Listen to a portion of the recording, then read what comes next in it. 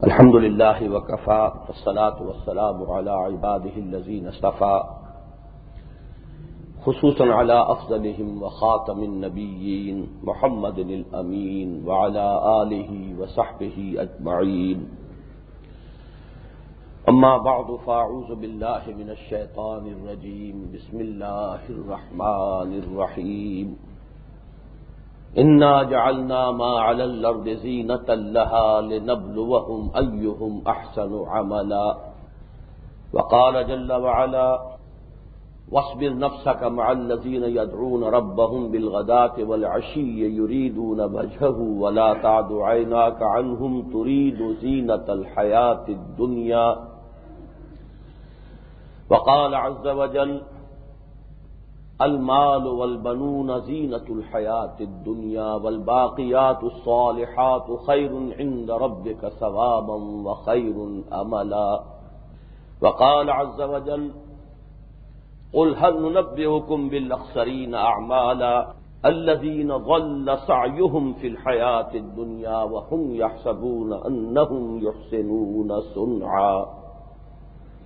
أولئك الذين كفروا بآيات ربهم ولقائه فحبطت أعمالهم فلا نقيم لهم يوم القيامة وزنا. صدق الله العظيم. رب اشرح لي صدري ويسر لي أمري واحلل عقدة من لساني يفقهوا قولي. اللهم ربنا ألهمنا رشدنا وأعذنا من شرور أنفسنا. اللهم أرنا الحق حقا وارزقنا اتباعه وأرنا الباطل باطلا وارزقنا اجتنابه. آمین یا رب العالمین. سورہ کہف کا جو ایک خصوصی تعلق ہے دجالی فتنے کے ساتھ، اور اس کے ضمن میں جو احادیث نبویہ وارد ہوئی ہیں، مزید برآں اس سلسلے میں جن خیالات کا اظہار کیا مولانا مناظر احسن گیلانی رحمۃ اللہ علیہ نے، جن سے مجھے اتفاق ہے، یہ چیزیں خاصی تفصیل کے ساتھ زیر بحث آ چکی ہیں. آج ہمیں ذرا گہرائی میں اتر کر دجل کی اصل حقیقت کیا ہے اسے سمجھنا ہے، اور اس دجالی فتنے کی اصل کیا ہے، اس کی جڑ کیا ہے، اس کی بنیاد کیا ہے. اور سورہ کہف کے جو مختلف مضامین ہیں، مختلف حصوں میں جو مضامین اس سورہ مبارکہ میں وارد ہوئے ہیں، ان کا کیا گہرا ربط ہے اس اصل دجالیت سے، آج ہمیں اس پر غور کرنا ہے. میں نے اجمالاً یہ عرض کیا تھا کہ دجل کے لفظی معنی ہے فریب. اسی کے لیے ایک دوسرا لفظ جو ہے غرور ہے قرآن مجید کا. وَمَا الْحَيَاةُ الدُّنْيَا إِلَّا مَتَاعُ الْغُرُورِ. غرور دھوکے کو کہتے ہیں. مغرور جسے ہم کہتے ہیں، در حقیقت اس کا بھی مفہوم ہے وہ دھوکے میں ہے. اپنے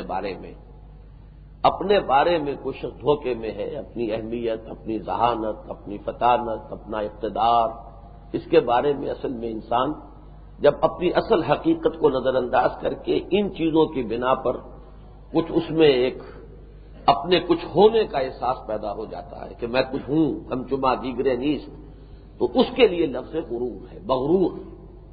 تو غرور کے معنی بھی ہے دھوکہ، اور دجل کے معنی بھی دھوکہ. دجل میں اصل میں اس دھوکے کا ایک خاص پہلو ہے جو سامنے آتا ہے، اور وہ یہ ہے کہ کسی حقیقت پر کوئی پردہ ڈال دینا. کوئی شے بری ہے، بد شکل ہے، اس کے اوپر کوئی خوشنما پردہ ڈال دیا گیا ہے، یا کسی شے کی اصل حقیقت کو چھپانے کے لیے اس پر کوئی پردہ ڈال دیا گیا ہے. یہ دجل ہے. مثلاً یہ کہ آپ پیتل پر ملمہ کر دیں، اسے سونا قرار دے دیں، کسی اور دھات پر سونے کا پانی پھیر دیں اور دھوکہ دیں کہ یہ سونا ہے. یہ دجل ہے. تو اصل میں دجل ہے کیا، یہ سمجھ لیجئے کہ انسانی زندگی کا جو اصل دجل ہے وہ یہ حیات دنیاوی ہے. ہمارا جو اصل گھر ہے، ہمارا جو اصل وطن ہے، وہ یہ دنیا نہیں ہے. ہم تو کہیں اور سے آئے ہیں، اور یہ ہمارا بڑا عارضی سا بسیرا ہے. جب یہ دنیا انسان کو اپنے اندر اتنا گم کر لے اس درجے متوجہ کر لے کہ اسے یاد نہ رہے کہ میرا اصل گھر کون سا ہے، اسے یاد نہ رہے کہ میری اصل منزل کون سی ہے، وہ بھول جائے کہ انا للہ و انا الیہ راجعون، ہم تو مسافر ہیں، کہیں سے آئے ہیں، یہ خاکداں جو ہے، یہ عالم آب و گل، یہ ہمارا وطن نہیں ہے، بلکہ یہاں سے تو ہمیں بس گزر جانا ہے، ایک راہ گزر ہے۔ انا للہ، ہم تو اللہ کے ہیں، اللہ کے پاس سے آئے ہیں، وَإِنَّا إِلَيْهِ راجعون، ہر شے جو ہے اپنی اصل کی طرف لوٹتی ہے، كُلُّ شَيْءٍ يَرْجِعُ إِلَىٰ أَصْلِهِ، یہ عربی کا ایک بڑا پرانا مقولہ ہے، محاورہ ہے۔ انا الیہ راجعون، ہم اسی کی طرف لوٹ جانے والے، اس لیے کہ اصل وہی ہے، وہیں سے آئے وہیں لوٹ جانا ہے۔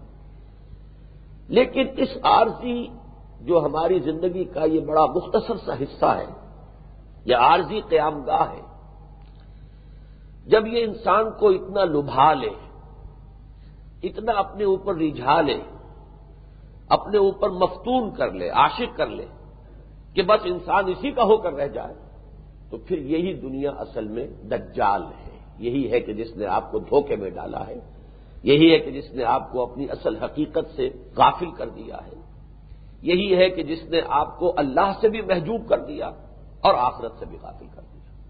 یہ ہے اصل حقیقت جو ہے نفس دجل کی، اور جس دجل کا کہ ہم شکار ہوتے ہیں۔ البتہ جیسا کہ میں بعد میں تفصیل سے عرض کروں گا، یہ جو دنیا جتنی حسین سے حسین تر ہو جائے گی، اتنا ہی اس کا دجل بڑھ جائے گا۔ اس اعتبار سے در حقیقت اس کا ربط ہے اس عہد جدید میں سائنس کی ترقی نے اس دنیا کو جتنا حسین بنا دیا ہے، یہاں کی چمک دمک یہ در حقیقت پہلے سے کہیں زیادہ ہو گئی ہے، لہذا انسان اس کے فریب میں اب پہلے سے کئی گنا زیادہ جو ہے مبتلا ہے، اس کی دجالیت جو ہے وہ بہت بڑھ چکی ہے۔ ورنہ جو اصل دجل ہے اس کی اچھی طرح آپ سمجھ لیجئے کہ در حقیقت وہ تو یہ دنیا ہے اور حیات دنیاوی ہے، اگر یہ مطلوب و مقصود و محبوب حقیقی بن جائے، جب تک یہ کیفیت نہیں ہے دجل نہیں ہے۔ جیسا کہ میں نے آپ کو بتایا کہ حضور کی تو بڑی پیاری حدیث ہے، الدنیا مزرعۃ الآخرہ، اسلام جو ہے وہ رہبانیت کا دین نہیں ہے، وہ دنیا کی نفی نہیں کرتا ہے، بلکہ کہتا ہے کہ دنیا ہی تو کھیتی ہے، جس میں بو گے تو آخرت میں کاٹو گے، یہ دارالامتحان ہے، یہ دارالعمل ہے، یہاں محنت کرنی ہے، یہاں تو اپنے آپ کو ثابت کرنا ہے، کچھ اپنی قدر و قیمت جو ہے منوانا ہے۔ یہ گھڑی محشر کی ہے تو عرصہ محشر میں ہے، پیش کر غافل عمل کوئی اگر دفتر میں ہے۔ اگر انسان اس کو سمجھ لے کہ یہ دارالمحن ہے، دارالامتحان ہے، دارالعمل ہے، تو پھر یہ دجل نہیں ہے، یہ فریب نہیں رہے گا، یا یوں کہیے کہ آپ نے اس کا فسو توڑ دیا، آپ نے اس کے دجل کا پردہ چاک کر دیا، اسی میں سارا امتحان ہے۔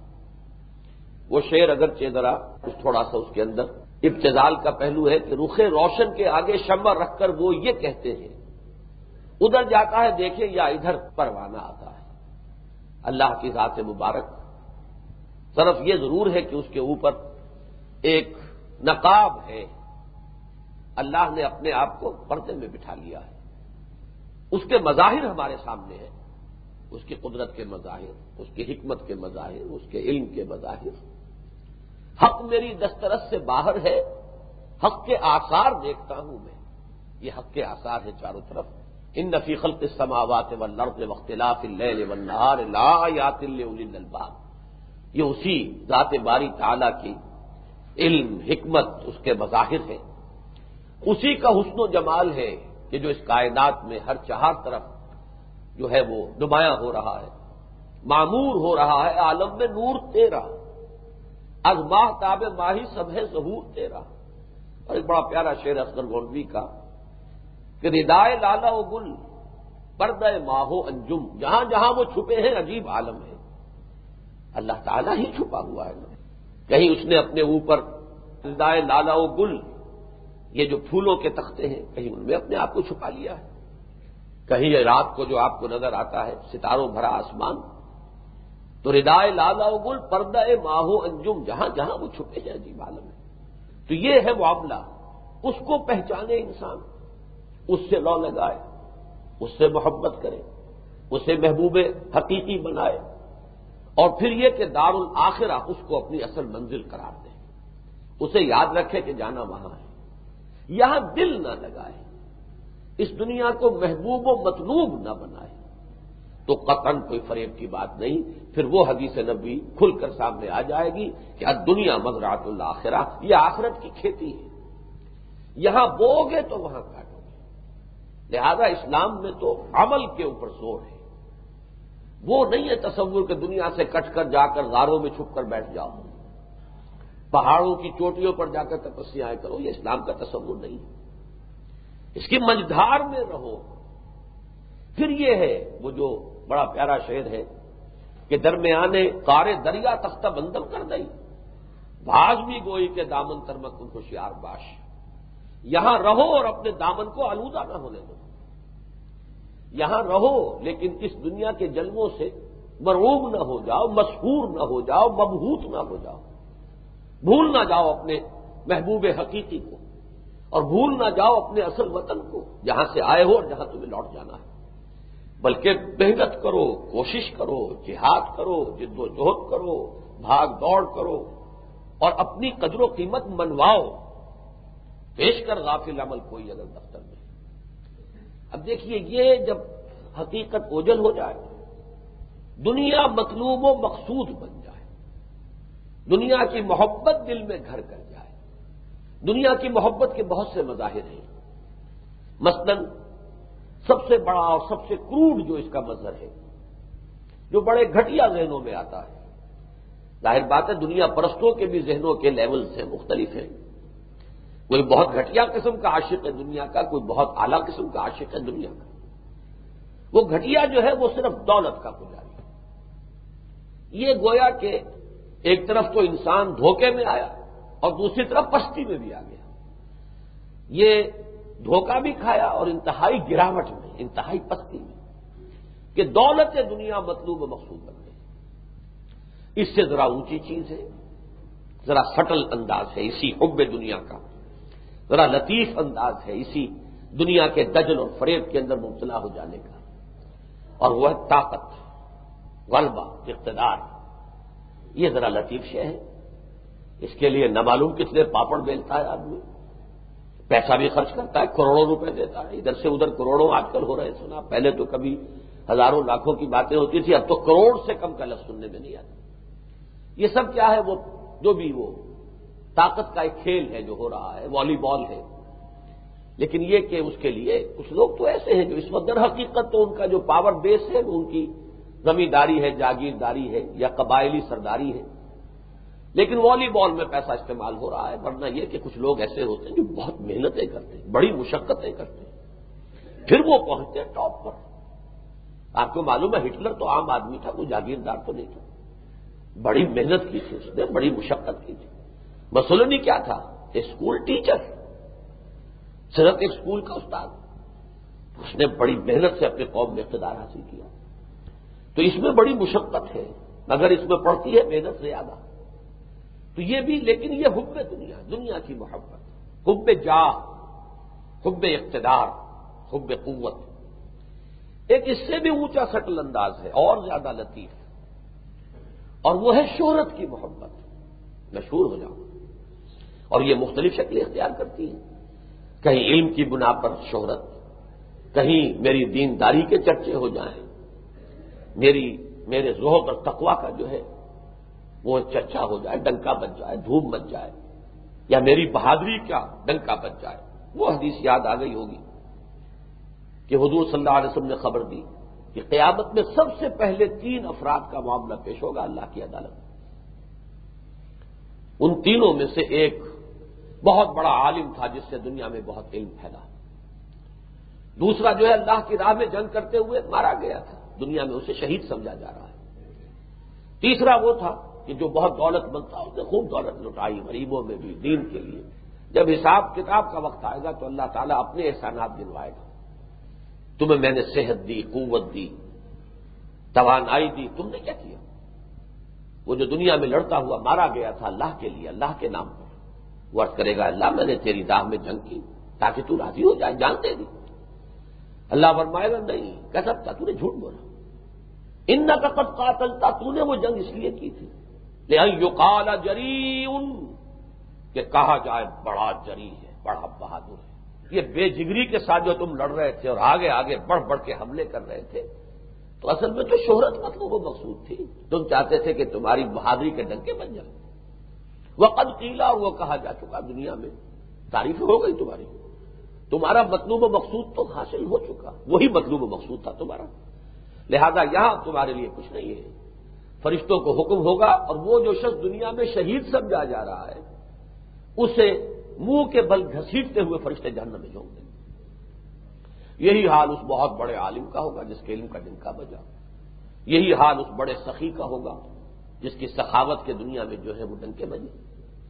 تو یہ تینوں چیزیں ذہن میں رکھیے کہ مطلوب و مقصود جو بنتی ہے دنیا، تو وہ کسی ایک ہی شکل میں نہیں ہے، اس کے بھی یہ تین لیولز ہیں۔ پہلا جسے میں نے کہا بہت کروڈ، بہت ہی پستی والا، معلوم ہوا کہ وہ دھوکے میں بھی آ گئے اور پستی کے مکین ہے، وہ تو ہے جو دولت کا پجاری ہے۔ اس سے آگے جو شخص اقتدار اور غلبہ اور دنیا کے اندر حکومت کا طالب بن کر آتا ہے۔ تیسرا وہ جس کے دل میں شہرت کی آرزو مچلتی ہے کہ کسی بھی اعتبار سے اس کی شہرت ہو، لوگ اسے پہچانے۔ اسی لیے ایک حدیث میں آتا ہے جس شخص کی طرف انگلیاں اٹھنی شروع ہو جائیں وہ بہت بڑے فتنے میں مبتلا ہو جاتا ہے، گویا کہ وہ تو چھری سے ذبح کر دیا گیا، غالباً یہ الفاظ ہے۔ جس طریقے سے یہ آتا ہے کہ جو شخص کہیں ثالث بنا دیا جاتا ہے، کہیں اسے حکم بنا لیا جاتا ہے، وہ بھی گویا کہ الٹی چھری سے اس کو ذبح کیا جا رہا ہے۔ اتنی بڑی نازک ذمہ داری اس پر آ گئی خود چھری سے، اس لیے کہ ذرا سا بھی ادھر سے ادھر ہو گیا، اگر نیتاً غلط نہ ہو تو پھر کوئی بات نہیں، پھر ٹھیک ہے، غلط فیصلہ بھی ہو تو کوئی حد نہیں، لیکن ذرا سی جانبداری ہو گئی نیت کے اندر تو گئے۔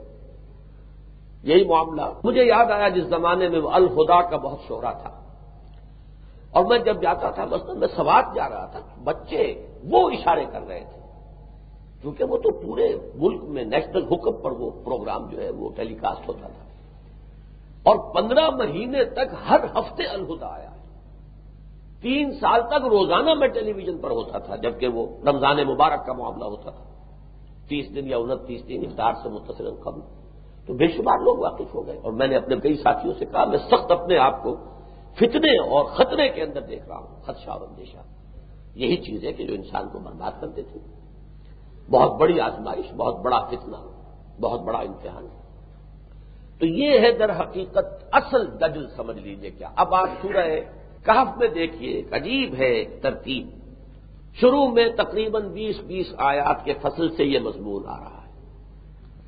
یہ ہے جو میں نے کہا تھا کہ ایک کھوٹا پہلے رکوع میں، ایک کھوٹا دوسرے رکوع میں، جیسے ہوتا ہے نا کہ 2 کھوٹوں کے اوپر رسی ٹانگ دی گئی ہو، پھر کپڑے اس کے اوپر ڈال دیے جائیں، تو یوں سمجھیے کہ ایک رسی تنی ہوئی ہے سورہ کہف میں، جس کا ایک سرا پہلے رکوع میں ہے، دوسرا سرا دوسرے رکوع میں، درمیان میں پھر تھوڑے تھوڑے وقفے کے ساتھ وہ مضمون آتا ہے۔ پہلی آیت نمبر 7 ہے، جو میں نے آج بھی تلاوت کی ہے، ابھی میں نے وہی 4 مقامات جو ہیں انہیں چنا ہے تلاوت کے لیے۔ انا جعلنا ما علی الارض زینۃ لہا لنبلوہم ایہم احسن عملا، ہم نے اس زمین پر جو کچھ ہے اسے اس کا زیور بنا دیا ہے، زیبائش، زینت، آرائش۔ اب اس کے اندر دل لبھانے کی کیفیت ہے، انسان کو اپنے اوپر رجھانے اور فریفتہ کرنے کا سامان ہے یہ سارا، تاکہ ہم آزمائیں کہ کون ہے ان میں سے اچھے عمل کرنے والے، کون اسی کے طالب بن کر رہ جاتے ہیں، اسی کے عاشق بن کر رہ جاتے ہیں، یہی ان کی مطلوب و مقصود بن جاتی ہے، اور کون وہ ہے کہ جو یہاں رہتے ہوئے بھی ہمیں پہچانتے اور ہم سے محبت کرتے ہیں۔ یہ در حقیقت سب سے پہلی بات ہے کہ دنیا دار الامتحان ہے۔ انا جعلنا ما علی الارض زینۃ لہا لنبلوہم ایہم احسن عملا، اور یہ مضمون تقریباً وہی ہے کہ جو بہت سے حضرات کے ذہن میں آ گیا ہوگا، سورہ ملک میں اس حیات دنیاوی کی غرض و غایت یہ بیان کی گئی ہے، خلق الموت والحیات لیبلوکم ایکم احسن عملا۔ اس نے موت و حیات کا یہ سلسلہ بنایا ہی اس لیے ہے، ورنہ ایک ہی مسلسل زندگی چلتی رہتی، اس کے اندر یہ ٹکڑے کیوں کیے گئے؟ موت ایک زندگی کا وقفہ ہے، یعنی آگے بڑھیں گے دم لے کر، وقفہ کیوں ڈالا گیا؟ وقفہ اس لیے ڈالا گیا کہ ہمارا ایک طویل جو پروسیس ہے زندگی کا، جس کے بارے میں اقبال کا شعر بہت پیارا ہے کہ تو اسے پیمانہ امروز و فردا سے نہ ناپ، جاویداں پہم دواں ہر دم جواں ہے زندگی، موت کو سمجھے ہے غافل اختتام زندگی، ہے یہ شام زندگی صبح دوام زندگی۔ یہ شام زندگی جو ہے یہ تو در حقیقت صبح دوام زندگی ہے، اصل دوام کی زندگی تو اب اس کے بعد آنے والی ہے۔ تو خلق الموت والحیات لیبلوکم ایکم احسن عملا، اللہ نے یہ موت اور حیات کا جو سلسلہ جو ہے اس میں جو بریک ڈالا ہے، اس میں جو وقفہ ڈالا ہے، در حقیقت اس لیے کہ یہ جو ایک وقفہ رہ گیا ہمارا ادھر کا، یہ ایک امتحانی وقفہ ہے، اس میں جانچا جا رہا ہے، پرکھا جا رہا ہے۔ اب امتحان جو ہے 3 گھنٹے کا بھی ہوتا ہے، لکھ دیجئے جو کچھ لکھنا ہے بس اسی کے اندر لکھنا ہے، اسٹاپ رائٹنگ، قلم رکھ دو۔ یہ امتحان 30 برس کا کہہ لیں، 40 برس کا کہہ لیں، 50 برس کا کہہ لیں، شعوری زندگی تو 50 برس سے زیادہ نہیں ہوتی آدمی کی، ایوریج آدمی 60-70 برس کا ہو تو یہ ہے کہ شروع کے 18-20 برس تو نکال دیجئے ابھی، تو 50 برس کی زندگی ہے، بس فرق جو ہے وہ کوانٹیٹیو ہے، کوالٹیٹیو نہیں ہے، ایک 3 گھنٹے کا امتحان ہے اور ایک جو ہے 50 برس کا امتحان۔ خلق الموت والحیات لیبلوکم ایکم احسن عملا، یہ سورہ ملک میں فرمایا، اور یہاں فرمایا اس امتحان کے لیے ہم نے اس دنیا کو بڑا مزین کر دیا ہے، زیبائش آرائش گہنا پہنایا ہے، اس کو زیور سے آراستہ پیراستہ کیا ہے، اس کا میک اپ کیا ہے ہم نے، تاکہ امتحان شدید ہو، پتہ تو چلے کہ کون اس کی تمام ٹیمپٹیشنز کے باوجود اس کی طرف متوجہ نہیں ہوتے۔ دیکھیے مجھے ایک واقعہ یاد آ رہا ہے، حضور نے بیان کیا، حضور کا ایک واقعہ ہے، حدیث نبوی ہے۔ ایک مرتبہ حضرت ابوبکر حاضر ہوئے حضور کی خدمت میں، تو حضور پر ایک عجیب سی کیفیت تھی، جیسے کسی چیز کو دھکیل رہے ہو، سامنے کوئی شے نہیں تھی، حضرت ابوبکر کچھ دیر دیکھتے رہے، پھر سوال کیا کہ حضور یہ آپ کی یہ کیا کیفیت تھی؟ فرمایا کہ دنیا ایک انتہائی حسین و جمیل عورت کی شکل میں میرے پاس آئی تھی اور میں اسے دھکیل رہا تھا، یہ کیفیت ہے۔ مالی ولی دنیا، دوسری حدیث تو میں آپ کو سنا چکا ہوں، مالی ولی دنیا، مجھے تمہاری اس دنیا سے کیا سروکار، انما مثلی کراکب استظل تحت شجرۃ ثم راح فترکھا، میری مثال تو اس مسافر کی ہے جو تھوڑی دیر کے لیے کسی درخت کے سائے میں سستانے کے لیے رکتا ہے، پھر وہ اپنا راستہ لیتا ہے، اس درخت سے اس کی کوئی مستقل دلچسپی نہیں ہے، کوئی وہ اس کا مستقل ڈیرا نہیں ہے، وہ اس کا گھر نہیں ہے، وہ اس کا وطن نہیں ہے۔ اسی لیے فرمایا کن فی الدنیا کانک غریب و عابر سبیل، تم بھی دنیا میں ایسے رہو جیسے اجنبی ہو، یہ تمہارا گھر نہیں ہے، وطن نہیں ہے، don't feel at home here, یہ نہ سمجھو کہ یہ تمہارا گھر ہے، بلکہ سمجھو کہ جانا تو وہاں ہے، گھر تو وہ ہے، البتہ یہ کہ ایک اجنبی کی حیثیت سے رہو، ایک مسافر کی حیثیت سے یہ راہ گزر ہے۔ تو یہی بات آئی کہ انا جعلنا ما علی الارض زینۃ لہا لنبلوہم ایہم احسن عملا، قلزم ہستی سے تو ابھرا ہے مانند حباب، اس نیا خانے میں تیرا امتحان ہے زندگی۔ اگلی آیت تقریباً 20 آیتوں کے وقفے سے 28ویں آیت، یہاں حضور سے خطاب ہے۔ حضور کا معاملہ جیسا کہ آپ کے علم میں ہے کہ صرف اس وجہ سے کہ معاشرے کے اندر اصل اہمیت ہوتی ہے سرداروں کی، چودھریوں کی، قبائلی دور، یہ عام ابھی جمہوری دور آیا بھی نہیں تھا جہاں ایک ایک ووٹ کی قدر و قیمت ہوتی۔ ہمارے ہاں تو خیر وہ ووٹ دکھاوے کا ہے، اصل تو انہی کے پاس قوت ہے۔ بہرحال وہ دور جو ہے قبائلی، اب اس میں قبائلی سردار جو چودھری ہیں ان کی اہمیت ہوتی تھی، تو حضور ان کی طرف التفات فرماتے تھے، کس لیے؟ تاکہ اگر یہ ایمان لے آئیں تو ایمان کو تقویت ہو، اسلام کو تقویت ہو، مسلمانوں کو تقویت ہو، یہ بیچارے غریب اور غلام جو یہ چکی میں پیسے جا رہے ہیں مصائب اور شدائد کے، اور پرسیکیوشن اور تشدد ہو رہا ہے، تو انہیں کچھ سہارا ملے گا۔ جیسے حضرت عمر اور حضرت حمزہ جب ایمان لائے سن 6 میں تو سہارا ملا کہ نہیں ملا؟ تو صرف اس وجہ سے التفات ہوتا تھا۔ لیکن اس سے جو غربائے صحابہ تھے، فقراء صحابہ، تو ان کو ایک شکوہ سا پیدا ہو سکتا تھا کہ ہم جانثار ہیں، ہم محبت کرنے والے ہیں، ہماری طرف وہ التفات نہیں ہے اور ان سرداروں کی طرف التفات ہے۔ وہی واقعہ ہے جو حضرت عبداللہ ابن ام مکتوم کے ساتھ ہوا، جس پر کہ پھر حضور صلی اللہ علیہ وسلم پر کچھ گرفت بھی آ گئی قرآن مجید، عبس وتولی جاءہ الاعمی وما يدريك لعله يزكى او يذكر فتنفعه الذكرى اما من استغنى فانت له تصدى وما عليك الا يزكى واما من جاءك يسعى وهو يخشى فانت عنه تلهى كلا انها تذكرة فمن شاء ذكر۔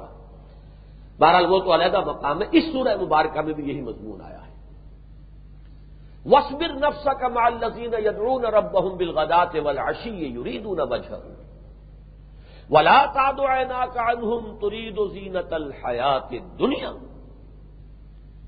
اے نبی صبر کیجئے، تھامیے اپنے آپ کو، روکیے اپنے آپ کو، اپنے دل کو جمائیے اور ٹکائیے ان لوگوں کی معیت میں جو اپنے رب کو صبح و شام پکارتے ہیں، اسی کی رضا جوئی جو ہے ان کی زندگی کا نصب العین بن گیا ہے۔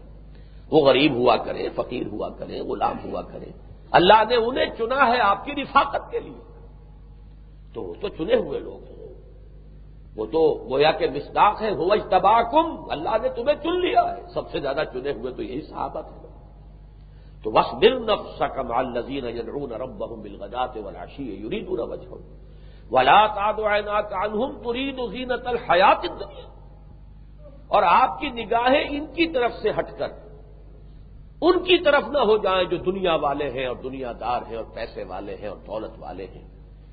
اب یہاں پر الفاظ تو جو ہے بظاہر لفظی ترجمہ کیا جائے کہ آپ کی نگاہیں ان کی طرف سے ہٹ کر ان کی طرف متوجہ نہ ہو جائیں دنیا کے طلب میں، زینت الحیات الدنیا، دنیا کی زندگی کی زینت کی تلاش میں۔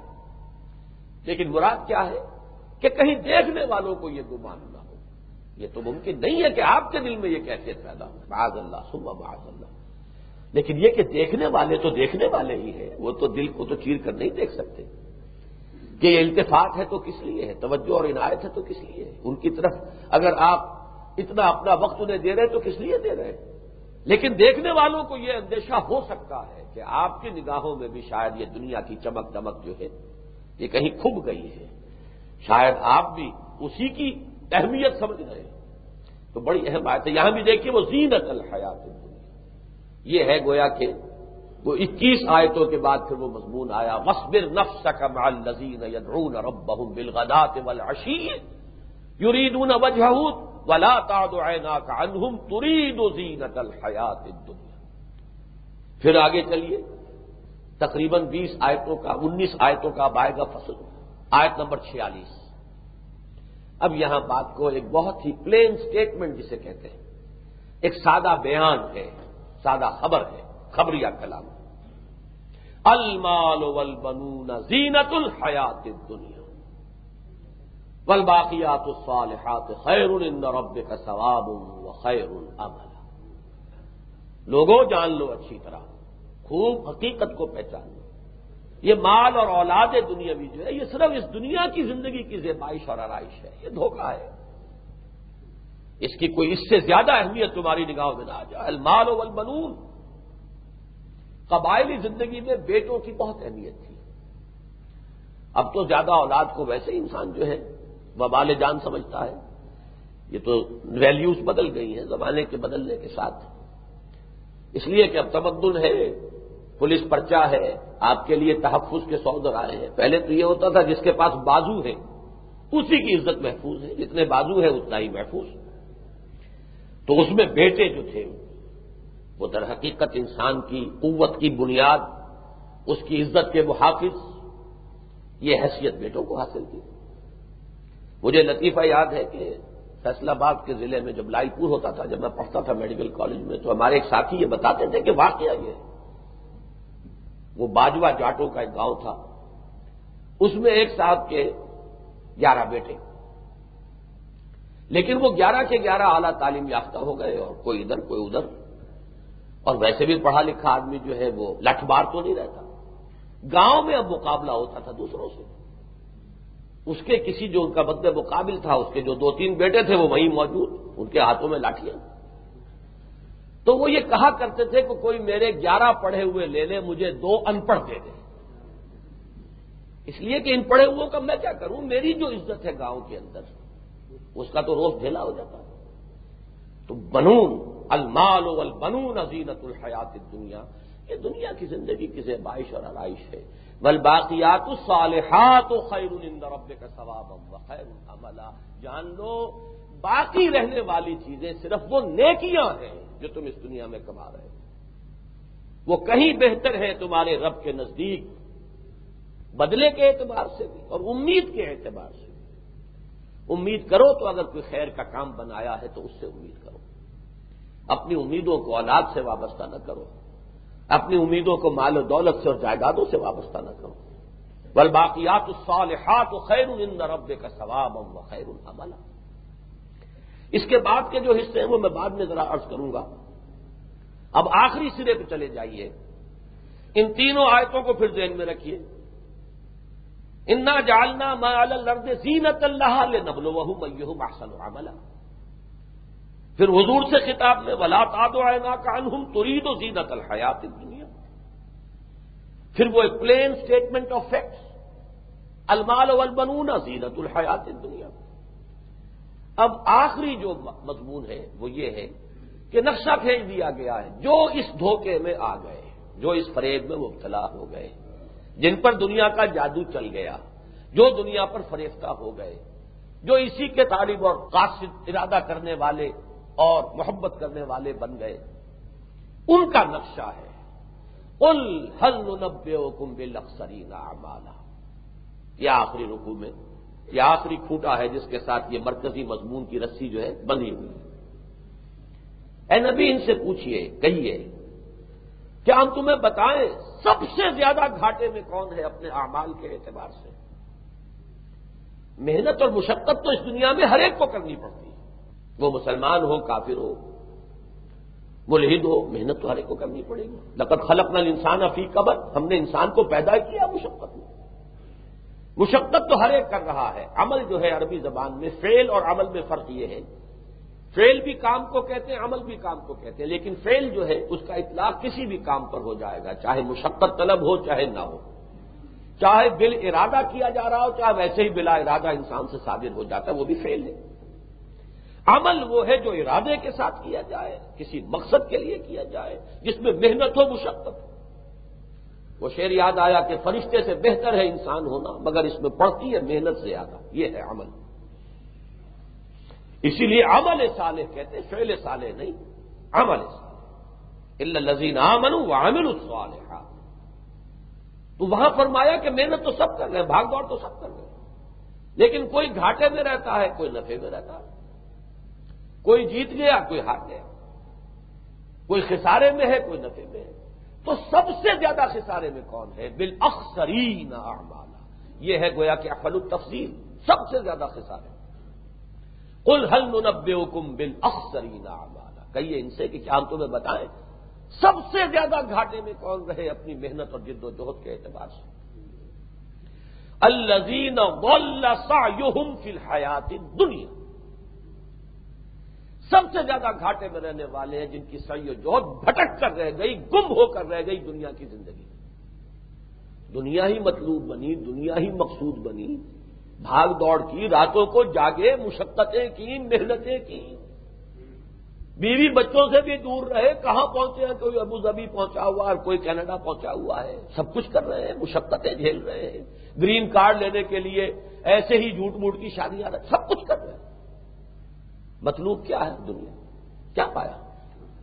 کیا حاصل ہوا؟ الذین ضل سعیہم، اب ضل کسے کہتے ہیں؟ بھٹک جانا۔ دیکھیے وہ جو شعر ہے، آہ وہ تیر نیم کش جس کا نہ ہو کوئی ہدف۔ ہدف ہوتا ہے انسان کا زندگی کے اندر، جد و جہد کا کوئی مقصود ہوتا ہے، اور انسانی جد و جہد کا مقصود آخرت ہونا چاہیے، اللہ کی رضا ہونی چاہیے۔ لیکن جب وہ اپنے ہدف سے ہٹ گیا، وہ تیر تو چلا رہے ہیں لیکن وہ ہدف پر نہیں جا رہا ہے، وہ ادھر ادھر بھٹک رہے ہیں، محنتیں کر رہے ہیں، رات کو جاگ رہے ہیں، خون پسینہ ایک کر رہے ہیں، اہل و عیال سے جدائی بھی ہے، دوری بھی ہے، نہ معلوم کتنے رسک لے رہے ہیں، لیکن سب کچھ بھٹک کر رہ گیا، ساری کمائی جو ہے وہ ضائع ہو گئی، اکارت ہو گئی۔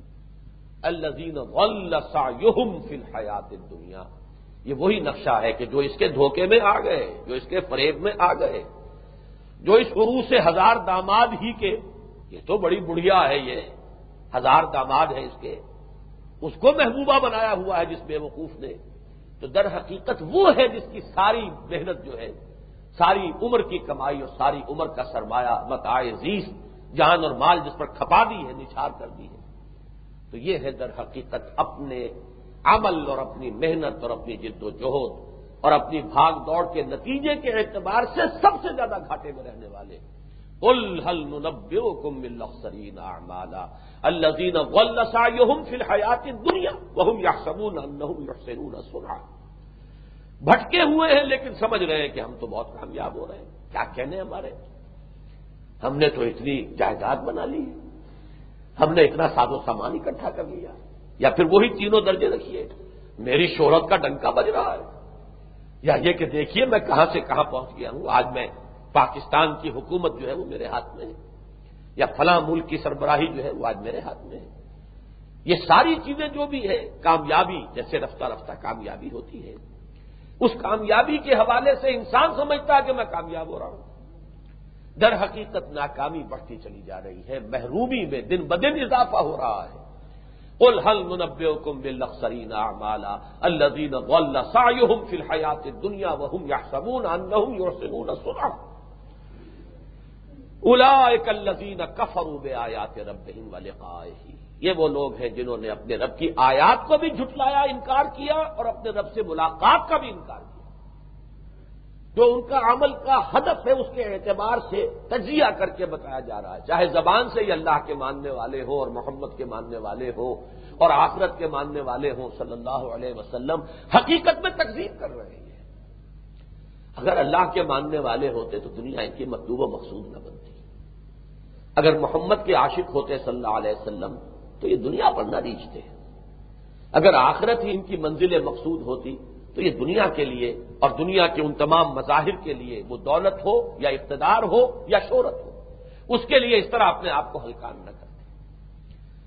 اولئک الذین کفروا بآیات ربہم، انہوں نے کفر کیا ہے اپنے رب کی آیات کا۔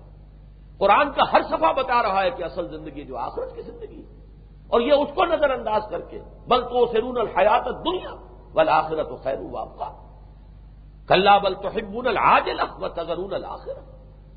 تم اس کو پسند کیے ہوئے ہو، اس کو محبوب بنا رکھا ہے، اس کے لیے بھاگ دوڑ کر رہے ہو، لہذا تم نے در حقیقت اللہ کی آیات کا بھی انکار کیا ہے، اس سے ملاقات کا بھی انکار کیا ہے۔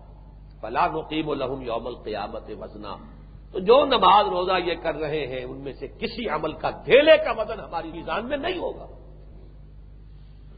دیکھا یہ جائے گا اصل مطلوب کیا تھا، اصل مقصود کیا تھا، کس چیز کے لیے تم نے بھاگ دوڑ کی ہے، توانائیاں جو دی تھی کس کام میں صرف کی۔ فلا نقیم لهم یوم القیامت وزنا، جیسے آپ کو معلوم ہے کہ جو کھلا کھلا کافر اور مشرک ہے ان کے لیے تو وزن اعمال کا مسئلہ ہی نہیں، وزن اعمال تو اہل ایمان کا ہے نا، جن کے دل میں ایمان تھا ان کے عمل تو لیں گے، نیکیوں کا پلڑا بھاری ہے تو براہ راست جنت میں، اور برائیوں کا پلڑا بھاری ہے تو پھر سزا بھگت کے جنت میں، سزا بھگت کے جانا ہوگا۔ تو وزن اعمال اہل ایمان کے لیے ہے، وزن اعمال کفار کے لیے نہیں۔ تو بظاہر یہ مومن ہوا کرے، مسلم ہوا کرے، حقیقت میں کافر ہے، لہذا ان کے لیے ہم میزان کھڑی نہیں کریں گے۔ ذالک جزاہم جہنم بما کفروا واتخذوا آیاتی ورسلی ہزوا، ان کے لیے ان کا بدلہ تو جہنم ہی ہے کہ براہ راست اسے میں جھونک دیا جائے، بما کفروا، تو انہوں نے کفر کیا، واتخذوا آیاتی ورسلی ہزوا، انہوں نے میری آیات کو، میرے رسولوں کو مذاق بنایا، مذاق ٹھہرایا۔ رسول کی زندگی کچھ اور کہہ رہی ہے، یہ عاشق رسول جا کسی اور طرف رہے، پڑھ رہے نعتیں، یہ کیا ہے؟ یہ تو مذاق ہے، ٹھٹھا استہزاء ہے۔ مطلوب مقصود تمہاری دنیا ہے اور نعتیں پڑھ کے سمجھ رہے ہو کہ بیڑا پار ہو جائے گا، اور نعتوں میں زمین و آسمان کے قلابے ملا رہے ہیں، در حقیقت استہزاء ہے یہ۔ ما آمن بالقرآن من استحل محارمہ، قرآن پر ایمان نہیں رکھتا وہ شخص جس نے اس کی حرام کردہ شے کو اپنے لیے حلال ٹھہرا لیا۔ کہاں کا ایمان؟ یہ ہے وہ آخری قلعہ، بہت زوردار ہے۔ یہاں تو اب چونکہ نتیجہ بیان کیا جا رہا ہے لہذا بہت پرجلال انداز بیان ہے۔ اب یہ جو آپ نے 4 مقامات اس سورہ مبارکہ کے جو آپ کے سامنے آ گئے، جس سے متعین ہو گیا کہ یہ ہے در حقیقت اصل عمود، ایکسس، جس کے گرد اس کے مضامین جو ہیں وہ گھوم رہے ہیں، ریوالو کر رہے ہیں، جس کے ساتھ جڑے ہوئے ہیں۔ اب ایک اصول میں پہلے بیان کر چکا ہوں، اور وہ یہ ہے کہ جب اصل دجل جو ہے وہ در حقیقت یہ حیات دنیاوی اور دنیا کی زیبائش اور آرائش ہے، یہ تو ہمیشہ سے ہے، لیکن جتنی اس کی زیبائش اور آرائش میں اضافہ ہو رہا ہے، اس کی دجالیت جو ہے بڑھتی چلی جا رہی ہے۔ یہ دور دجالیت کا اس اعتبار سے کہ اس کے اندر اس کی زیبائشیں، آرائشیں، سامان آرائش، سامان تعیش، آدمی کی نگاہیں چکا چوند ہو جاتی، خیرہ ہوتی۔ علامہ اقبال کا وہ شعر جو ہے کہ نظر کو خیرہ کرتی ہے چمک تہذیب حاضر کی، یہ صناعی مگر جھوٹے نگوں کی ریزہ کاری ہے۔ خیرہ انسان مبہوت ہو گیا، یہ اس کا دجل جو ہے گویا کہ پہلے کے مقابلے میں 100 گنا بڑھ گیا۔ اس دجل کی بھی ایک تیسری منزل ہے، اس کو اور نوٹ کیجیے۔ یہ اس دجل کا کلائمیکس ہے، اس کے دھوکے کا، یوں سمجھیے کہ آخری اس کا جو معراج ہے دھوکے کی، وہ کیا ہے؟ وہ انسان کی ایک بہت بڑی گمراہی ہے کہ اس دنیاوی ترقی کو دلیل بنا لیا جائے کہ یہی بات حق ہے۔ اگر کسی شخص کے پاس دنیا میں دولت ہے، مال ہے، سرمایہ ہے، عزت ہے، چودراہٹ ہے، تو وہ سمجھے کہ میں اللہ کا محبوب ہوں، تبھی تو مجھے ملا ہے نا، گویا کہ میرا طرز عمل درست ہے، میں جو کچھ کر رہا ہوں صحیح کر رہا ہوں۔ گویا کہ اب یہاں وہ ریورس دلیل جو ہے وہ اختیار ہو رہی ہے۔ ایک طرف تو آپ اس کی وجہ سے دھوکے میں آئے، اور اس دھوکے میں آ کر اسی کو آپ اس کی دلیل سے صحیح قرار دے رہے ہیں۔ چنانچہ اس سورہ کہف کے بالکل وسط میں 5واں رکوع ہے، اس میں 2 اشخاص کا مکالمہ آیا ہے۔ وَاضْرِبْ لَهُم مَثَلَ الرَّجُلَيْنِ جَعَلْنَا لِأَحَدِهِمَا جَنَّتَيْنِ مِنْ أَعْنَابٍ وَحَفَفْنَاهُمَا بِنَخْلٍ وَجَعَلْنَا بَيْنَهُمَا زَرْعًا كِلْتَا الْجَنَّتَيْنِ آتَتْ أُكُلَهَا وَلَمْ تَظْلِم مِّنْهُ شَيْئًا وَفَجَّرْنَا خِلَالَهُمَا نَهَرًا وَكَانَ لَهُ ثَمَرٌ۔ 2 اشخاص تھے جن میں سے ایک سرمایہ دار، دولت مند، اور اس زمانے کی سرمایہ داری کیا ہوتی تھی؟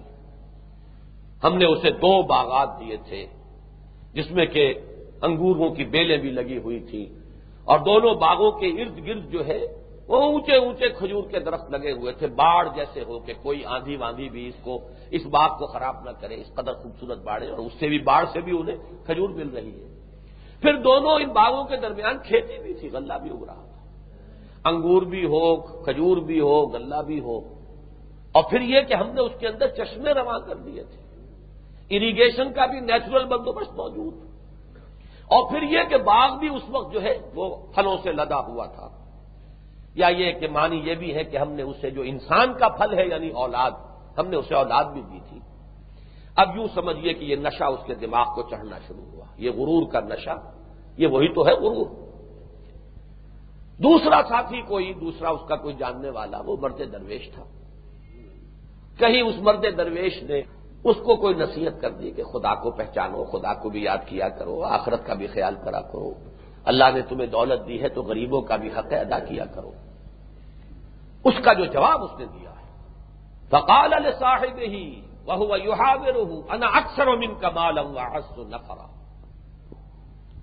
جواب دیا، وہ اپنے باغ میں داخل ہو رہا تھا، اسی وقت مکالمہ ہو رہا تھا، انہوں نے کہا کیا مجھ سے باتیں کرتے ہو تم، دولت میرے پاس، سرمایہ میرے پاس، اولاد اللہ نے مجھے دی ہے، تم جوتیاں پٹخارتے ہو اس دنیا میں، تمہیں کوئی پوچھنے والا نہیں، تمہارے پاس کوئی جائیداد نہیں، کوئی ساز و سامان نہیں، تم آئے ہو مجھے نصیحت کرنے کے لیے، مجھ پر نظر کرم ہے میرے رب کی، عنایت ہے، میں نہیں سمجھتا تم مجھے کس عذاب کی دھمکی دے رہے ہو، میں نہیں سمجھتا کہ میرے یہ باغات جو ہیں کبھی برباد بھی ہو سکتے ہیں، میں نے سارا اہتمام کر لیا ہے، یہ باڑ لگائی ہے میں نے کھجوروں کی درخت، یوں ہی تو نہیں لگائی ہے، کوئی باد سرسر جو ہے وہ بھی میرے ان باغوں کو نقصان نہیں پہنچا سکتی، تم کیا سمجھتے ہو؟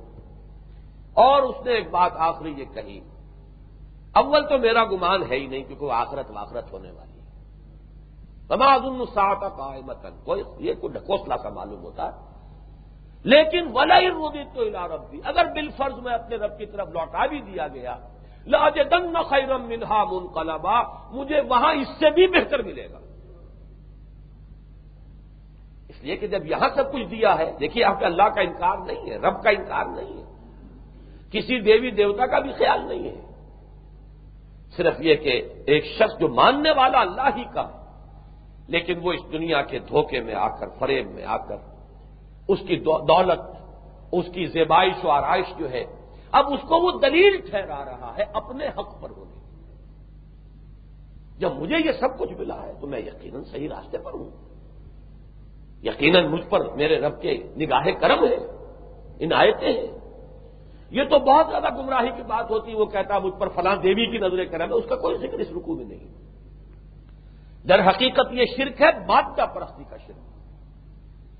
جب انسان اس دنیا ہی کو مطلوب و مقصود بنا لیتا، دنیا پرستی، مادہ پرستی، شہرت پرستی، دولت پرستی، یہی تو پرستش ہے۔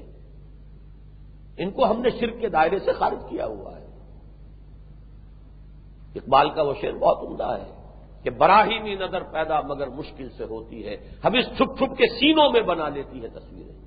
تو اندر بت خانے آباد ہوتے ہیں، باہر کے بت خانے جو ہیں وہ اگر تم نے توڑ بھی دیے، ذرا اندر کے بت توڑو۔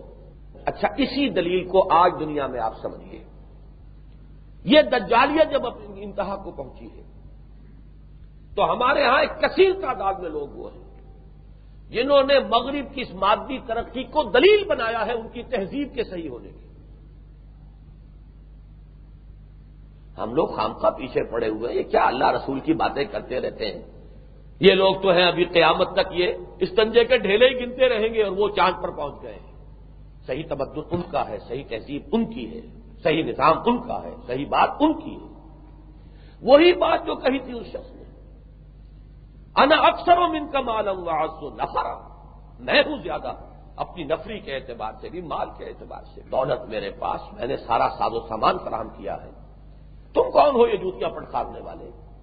اور مجھے نصیحت کرو، تمہارا منہ۔ آج وہی دجالیت اس تیسری انتہا کو پہنچی ہے کہ نظر کو خیرہ کرتی ہے چمک تہذیب حاضر کی، یہ صناعی مگر جھوٹے نگوں کی رضا کاری۔ یہ خیرہ ہو جانا، چندیا جانا برا ہے۔ یہ بھی نہ سمجھیے کہ مغرب میں جو کچھ ہے غلط ہے، ایسا بھی نہیں ہے۔ وہاں صحیح باتیں بھی ہیں، وہاں اچھی باتیں بھی ہیں، ان کی اچیومنٹس بھی ہیں۔ انہوں نے بڑی جد و جہد سے قوانین قدرت کی دریافت کی ہے، ان کو ایکسپلائٹ کیا ہے، وہ چیزیں باطل نہیں ہیں، وہ غلط نہیں ہے۔ انہوں نے بڑی طویل جد و جہد سے انسانی حقوق کا تصور جو ہے وہ دنیا کے سامنے پیش کیا ہے۔ اصل میں تو ہمارا تھا، لیکن ہم تو بھلا بیٹھے، ہمارے ہاں تو پھر وہی ملوکیت اور وہی سرمایہ داری، وہی جاگیرداری آ گئی۔ جانتا ہوں میں یہ امت حامل قرآن نہیں ہے، وہی سرمایہ داری بندہ مومن کا دین۔ جانتا ہوں میں کہ مشرق کی اندھیری رات میں بے ید بیضا ہے پیران حرم کی آستین۔ چیزیں ہماری تھیں لیکن ہمیں تو اللہ نے عطا کر دی تھی، انہوں نے خود اس کو اپنی محنت اور مشقت اور قربانیوں سے اچیو کیا۔ انسانی حقوق کا تصور ہے، چاہے ٹھوکریں کھا رہے ہیں، تجربے کر رہے ہیں، ہٹ اینڈ ٹرائل ہے، ٹرائل اینڈ ایرر کا میتھڈ ہے، کوششیں کر رہے ہیں، ایک تجربہ اور ناکام ہوا، دوسرا تجربہ، دھکے کھا رہے ہیں، اس لیے کہ وہ ایک آنکھ بند ہے، وہی کی رہنمائی قبول کرنے کو تیار نہیں ہے۔ لیکن یہ کہ اس کا مطلب یہ نہیں ہے کہ کوئی اچیومنٹ نہیں ہے، لیکن ہوا کیا ہے، جب نظر خیرہ ہو جاتی ہے تو پھر آدمی میں صحیح و غلط کا امتیاز نہیں رہتا۔ یہ ہمیں کرنا چاہیے تھا اور اب بھی کرنا چاہیے کہ مغرب میں جو کچھ صحیح ہے اسے اختیار کریں، جو کچھ غلط ہے اسے رد کریں۔ خود ما صفا داما قدر، لیکن یہ وہی شخص کر سکتا ہے کہ جس کے ہوش و حواس قائم ہو، ذہنی توازن برقرار ہو، اس کے اندر اپنے اوپر بھی کچھ اعتماد ہو، اور جس کے پاؤں تلے سے زمین کھسک چکی ہو، مرعوبیت طاری ہو چکی ہو، ڈیفیٹسٹ مینٹلٹی ہو، نگاہیں خیرہ ہو چکی ہو، نظر چندیا گئی ہو، تو وہ دھوکہ کھاتا ہے، غلط کو صحیح، صحیح کو غلط سمجھ بیٹھتا ہے۔ یہ ہے در حقیقت اس وقت جو کیفیت ہے جس کو اقبال نے شعر میں کہا کہ نظر کو خیرہ کرتی ہے چمک تہذیب حاضر کی، یہ صناعی مگر جھوٹے نگوں کی رضا کاری۔ تو یہ ہے وہ دجل اصل میں، اور جدید تہذیب نے یا جدید سائنٹیفک اور ٹیکنالوجیکل جو بھی ایڈوانس ہے انسان کا، جو پیش رفت ہوئی ہے، پیش قدمی ہوئی ہے، جن میں اصلاً کوئی شے غلط نہیں تھی، لیکن اس نے دجالیت کو اس نقطۂ عروج پر پہنچا دیا ہے، کلائمیکس پر پہنچا دیا ہے، جس کی میں نے یہ 3 منزلیں آپ کے سامنے پیش کی۔ اصل دجل تو حیات دنیاوی اور اس کا مطلوب و مقصود بن جانا ہے، اصل دجل تو یہ۔ اس میں اضافہ ہوتا ہے جب دنیا کی زیبائش اور آرائش کے اندر اضافہ ہوتا چلا جائے، مزید اضافہ ہوتا ہے جب اسی کو اپنے طرز عمل کی صحت اور اپنے نظریات کی درستی کی بھی اساس بنا لیا جائے۔ یہ ہے 3 لیولز اس کے ارتقاء کے، اور ہم اس وقت بحیثیت ایک وحدت کے، پوری نوع انسانی جو ہے ایک as a whole, the human race as a whole, اس وقت اس دجل کی اس انتہا پر پہنچے۔ اب ذرا اس میں جو ہدایت کے مراتب ہیں، میں چاہوں گا کہ ذرا جلدی میں اس سورہ مبارکہ کے چند اور مضامین کی طرف بھی اشارہ ہو جائے گا، اور اس دجل کے پھندے سے نکلنے کے لیے بھی درجہ بدرجہ، لترکبن طبقا عن طبق، ایک دم نہیں نکل سکو گے، یہ تو تہ بر تہ دجل ہے، ایک تہ کے بعد دوسری تہ، دوسری کے بعد تیسری تہ ہے، یہ درجہ بدرجہ جو ہے دجل جو ہے اس کی منزلیں ہیں، تو تدریجاً نکلنا ہوگا۔ پہلی بات یہ بات ہر آن ہر وقت مستحضر رہے کہ یہ دنیا دارالامتحان ہے، یہ گھڑی محشر کی ہے تو عرصہ محشر میں ہے، پیش کر غافل عمل کوئی اگر دفتر میں ہے، قلزم ہستی سے تو ابھرا ہے مانند حباب، اس نیا خانے میں تیرا امتحان ہے، خلق الموت والحیات لیبلوکم ایکم احسن عملا، سورۃ الملک، اور انا جعلنا ما علی الارض زینۃ لها لنبلوہم ایہم احسن عملا، یہ سورۃ الکہف، ایک ہی مضمون، یہ دوسرا درجہ ہے اور یہ بہت اہم ہے۔ اس دنیا میں جو انسان کے اوپر حالات وارد ہوتے ہیں ان میں کبھی نرمی بھی ہو سکتی ہے، کبھی سختی بھی ہو سکتی ہے، کبھی افلاس اور احتیاج بھی انسان کے اوپر مسلط ہو سکتی ہے، کبھی غنا اور دولت تونگری یہ بھی ہو سکتی ہے، کبھی تنگی، کبھی کشادگی، کبھی انتہائی بے چارگی، کسم پرسی، کبھی ایک بڑے اقتدار اور بڑی حکومت کا سربراہ ہونا، لیکن یہ ساری کیفیتیں برابر ہیں اس اعتبار سے کہ یہ امتحان ہے۔ یہاں کی عزت عزت نہیں، یہاں کی یہ ظاہری ذلت ذلت نہیں۔ یہ بات جو ہے اس سورہ مبارکہ میں تو بتائی گئی 2 بڑے اہم واقعات کے حوالے سے۔ ایک شروع ہو جاتا پہلے رکوع کے ختم ہوتے ہی، بلکہ پہلے رکوع کی آخری 2 آیتیں بھی اسی سے متعلق ہیں۔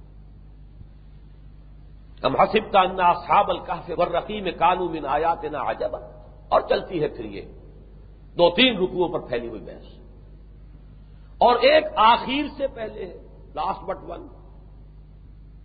یہ 2 کیفیات ہیں اس دنیا میں جو انسان، اب یوں سمجھیے ایکسٹریمز ہیں، ان کے درمیان بے شمار کیفیات ہو سکتی ہیں، درمداری ہو سکتے ہیں۔ ایک وہ بے چارگی اہل ایمان پر طاری ہوئی کہ کچھ اہل ایمان اور موحدین نے جان بچانے کے لیے غار میں پناہ لی، ورنہ ان کے لیے کوئی ٹھکانہ نہیں تھا دنیا کے اندر۔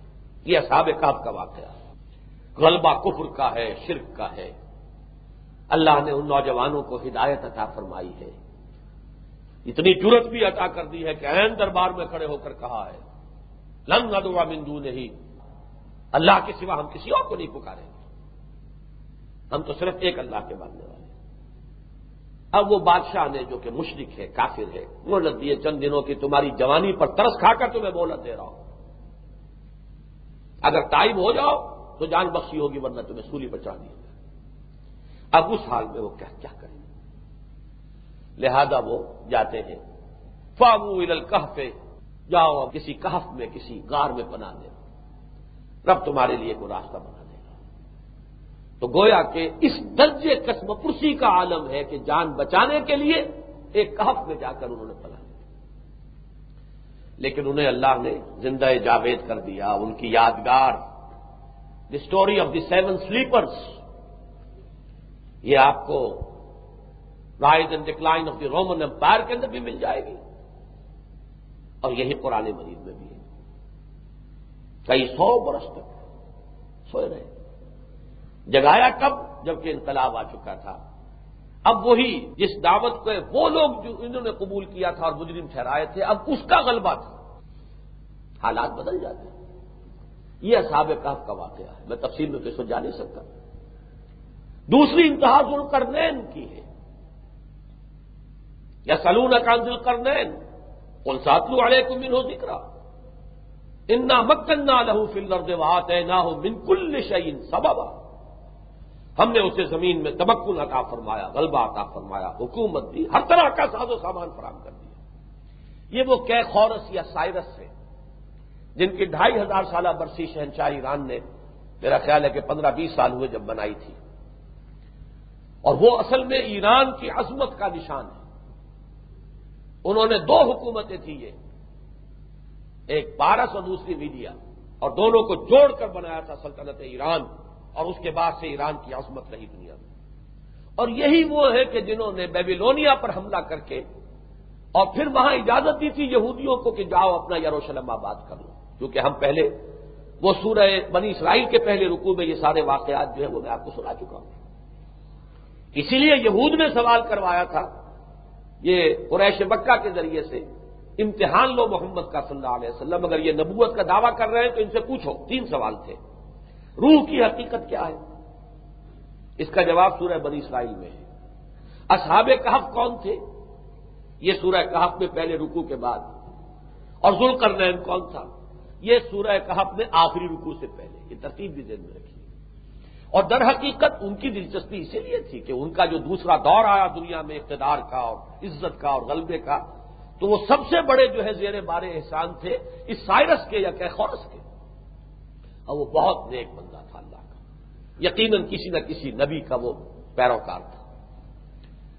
تو معلوم یہ ہوا کہ دونوں حالتیں، ایک اس انتہا کی ایک اس انتہا کی، ایک وہ جس نے شرق اور غرب کی مہمیں سر کی، کبھی مشرق کی طرف چلا تو جہاں تک قرآن کہتا مطلع الشمس، کہیں مغرب کی طرف چلا ہے تو مغرب الشمس، یوں سمجھیے کہ اس وقت یہ جو معلوم دنیا تھی اس کے مشرق و مغرب کی طرف اس نے اپنی سلطنت کی توسیع کی۔ اور پھر ایک اور جو ہے ثم اتبع سببا، پھر ایک اور جو ہے شمالی جانب میں یاجوج و ماجوج کی سرحد پر جا کر انہوں نے وہ سد ذوالقرنین بنائی۔ یہ پورا ذکر قرآن مجید میں ہے۔ اس وقت جو ہے صرف میں اس کا جو انڈر لائن آئیڈیا ہے، جو تھیم ہے اور سورہ کہف کے مضامین سے ربط ہے، وہ بیان کرتا ہوں کہ دنیا میں امتحان انسان کا اس طرح بھی ہو سکتا ہے، اس طرح بھی ہو سکتا ہے۔ یہ دونوں امتحان ہیں۔ یہ نہ سمجھو کہ جس کے لیے یہاں مشکل آ گئی ہے گویا کہ اللہ نے اسے ذلیل کر دیا۔ یہاں کی ذلت ہے ہی نہیں، وہ تو وہاں کا معاملہ ہوگا۔ کیا پتا یہی وہاں پر انہی کے سروں پر تاج رکھے جائیں قیامت کے دن۔ اور جنہیں یہاں پر کچھ دے دیا ہے، یہ نہ سمجھو کہ بس اللہ تعالیٰ جو ہے وہ ان سے راضی ہے، ہو سکتا ہے کہ وہ وہاں جہنم کا ایندھن بننے والے ہیں۔ یہ دونوں کیفیات ہو سکتی ہیں، دونوں کو تم سمجھو کہ یہ حالت امتحان۔ چنانچہ سورہ فجر میں بالکل وسط میں 30 آیتوں پر مشتمل ہے سورۃ الفجر، اور آیت 15 آیت نمبر 16 یہاں پہ جڑیں گی، دونوں بالکل وسط میں۔ وہاں بھی یہی حقیقت آئی ہے، فَأَمَّا الْإِنسَانُ إِذَا مَا ابْتَلَاهُ رَبُّهُ فَأَكْرَمَهُ وَنَعَمَهُ فَيَقُولُ رَبِّي أَكْرَمَنِ۔ انسان کا معاملہ بڑا عجیب ہے کہ جب اس کا رب اسے دولت دیتا ہے، نوازتا ہے، تو وہ یہ کہتا ہے میرے رب نے مجھے عزت دی۔ اب بتائیے اس میں غلطی کیا ہے؟ غلطی یہ عزت نہ سمجھو، اسے امتحان سمجھو۔ وَإِذَا مَا ابْتَلَاهُ فَقَدَرَ عَلَيْهِ رِزْقَهُ فَيَقُولُ رَبِّي أَهَانَنِ۔ جب اسے امتحان اس کا لیتا ہے اس شکل میں کہ اس کے رزق میں کچھ تنگی کر دیتا ہے، ناپ تول کے ساتھ دیتا ہے، تو کہتا ہے میرے رب نے ذلیل کر دیا۔ اسے ذلت نہ سمجھو، یہ بھی امتحان وہ بھی امتحان۔ یہ دونوں حالتیں، سردی گرمی نرمی سختی، یہ در حقیقت ایک ہی امتحان کے 2 پرچے ہیں۔ بلکہ اس دوسری بات کے ضمن میں ایک ضمنی شے اور سمجھ لیجئے۔ عام انسانوں کا خیال یہ ہوتا ہے کہ یہ سختی والا امتحان زیادہ سخت ہے، نرمی والا امتحان نرم ہے۔ دولت ہو، آسائش ہو تو امتحان جو ہے آسان ہے، اور فاقہ ہو اور فقر ہو تو امتحان جو ہے وہ سخت ہے۔ حقیقت اس کے برعکس ہے۔ اس لیے کہ جہاں فراوانی ہوگی، آسائش ہوگی، وہاں غفلت طاری ہوگی۔ جہاں احتیاج ہوگی اور جہاں پر مشکلات ہوگی، وہاں انسان لامحالہ اپنے رب کی طرف رجوع کرے گا، پکارے گا۔ تو نتیجے کے اعتبار سے یہ امتحان یہ آسان ہے، یہ احتیاج والا اگر ہے، اگر کوئی مشکل والا ہے، اگر کوئی تکلیف والا ہے، یہ آسان پرچہ ہے، وہ مشکل پرچہ ہے۔ اسی لیے حضور نے فرمایا ما قل و کفا خیر مما کثر و الہا، کم ہو چیز لیکن کفایت کر جائے، جیسے تیسے وقت گزر جائے، کسی کے سامنے سوال کے لیے ہاتھ نہ پھیلانا پڑے۔ ما قل و کفا خیر مما کثر و الہا، یہ بہتر ہے اس سے کہ جو زیادہ ہو لیکن غافل کر دو۔ اور یہی امام احمد ابن حنبل کا وہ مشہور واقعہ ہے کہ جب ان پر کوڑے برس رہے تھے اور وہ مار ماری جا رہی تھی کہ کہا جاتا ہے کہ ہاتھی کو بھی وہ مار ماری جاتی تو بلبلا اٹھتا، تو کبھی ان کی آنکھوں میں آنسو نہیں آیا۔ جب حکومت بدل گئی، وہی نقشہ اصحاب کہف والا، پہلے حکومت پرسیکیوشن کر رہی تھی، اب وہی حکومت جو ہے حکومت پر اب کوئی اور ہے، انقلاب آ چکا ہے۔ امام احمد ابن حنبل کی زندگی میں انقلاب آ گیا۔ اب دربار خلافت سے اشرفیوں کی ایک تھیلی لے کر ایک آیا ہے ایلچی کہ یہ خلیفہ نے آپ کے لیے ہدیہ بھیجا ہے۔ اب رو پڑے، اے اللہ میں اس امتحان کے قابل نہیں ہوں، یہ امتحان زیادہ سخت ہے۔ اور اسی کو ہمارے صوفیاء، جو بھی صوفیاء کیا، جو اندر کچھ بیدار ہے، جن کے اندر کا شعور بیدار ہوتا ہے، جو حقائق پر نظر رکھتے ہیں، جن کی معارف پر نگاہ رہتی ہے، وہ گھبراتے ہیں اسی وقت ہے، اسے استدراج کہتے ہیں۔ کہیں اللہ تعالیٰ سنستدرجہم من حیث لا یعلمون، یہ جو لوگوں کا رجوع ہو رہا ہے اور لوگوں کی توجہ جو ہے وہ میری طرف بڑھ رہی ہے، یہ جو میرا نام جو ہے یہ بہت ہی اچھل گیا ہے، اے اللہ کہیں یہ میرے لیے آزمائش، میری تباہی کا پیش خیمہ نہ بن جائے۔ استدراج تو نہیں ہے، کہیں گھبرا جایا کرتے تھے۔ اس سے وہ بہتر ہے کہ رہیے اب ایسی جگہ چل کر جہاں کوئی نہ ہو، کوئی پہچاننے والا نہ ہو۔ لیکن بہرحال وہ ایک دوسرا مسئلہ ہے، ایک باطنی کیفیت کی حیثیت سے یہ بات صحیح ہے، لیکن حکم ہے یہ ہمیں یہی رہو، جد و جہد کرو، اللہ کے دین کے غلبے کے لیے اندر لگے رہو۔ کبھی ایسے کسی خیال سے اس جد و جہد سے دستکش ہو کر بیٹھ جانے کی اجازت نہیں۔ نیڈ دی چیلنج، جو بھی چیلنج ہے، خارجی ہو داخلی ہو، وہ جس نوعیت کا بھی ہو، برداشت کرو، جھیلو، مقابلہ کرو۔ تیسری حقیقت جو ہے جو اس سورہ مبارکہ میں یہ جو دجل کے درجہ بدرجہ جو مراتب ہے اس سے درجہ بدرجہ نکلنے کے لیے تیسری حقیقت جس کو روشن کیا گیا ہے وہ یہ ہے کہ دنیا میں خیر و شر کی ایک طاقت تو وہ ہے جو تمہارے اپنے اندر ہے، نفس ہے، ان النفس لامارۃ بالسوء، روح ہے، روح کا جو مسکن ہے وہ قلب ہے، یہ تمہیں خیر کی طرف بلانے والے ہیں۔ اندر بھی ایک کشمکش ہے، ہر انسان محسوس کرتا ہے کہ نیکی اور بدی کا معلوم ہوتا ہے کہ میدان کارزار ہے میرے اپنے اندر، لیکن خارج میں بھی قوتیں ہیں۔ ایک قوت ہے شیطان اور اس کی ذریت معنوی و صلبی، انسانوں میں بھی اس کے پیروکار اور جنات میں بھی جو اس کے ایجنٹ ہیں، وہ تمہاری تباہی کے در پہ ہے، تمہیں گمراہ کرنے پر انہوں نے گویا کہ قسم کھائی ہوئی ہے۔ 7ویں رکوع کے اندر اس کی بات آ گئی، وَهُمْ لَكُمْ عَدُوٌّ بِئْسَ لِلظَّالِمِينَ بَدَلًا أَتَتَّخِذُهُ وَذُرِّيَّتَهُ أَوْلِيَاءَ مِن دُونِي، کیا تم اس شیطان لعین کو اور اس کی مانوی اور صلبی ذریت کو مجھے چھوڑ کر انہیں دوست بنا رہے ہو؟ وَهُمْ لَكُمْ عَدُوٌّ، جبکہ وہ تمہارے دشمن۔ بِئْسَ لِلظَّالِمِينَ بَدَلًا، کیا برا بدلہ ہے جو انہیں ملا ہے، کیا تبدیل کیا انہوں نے، کیا چیز ہاتھ سے دے کر کیا لی، میری دوستی چھوڑی، ان سے پیگے بڑھائی۔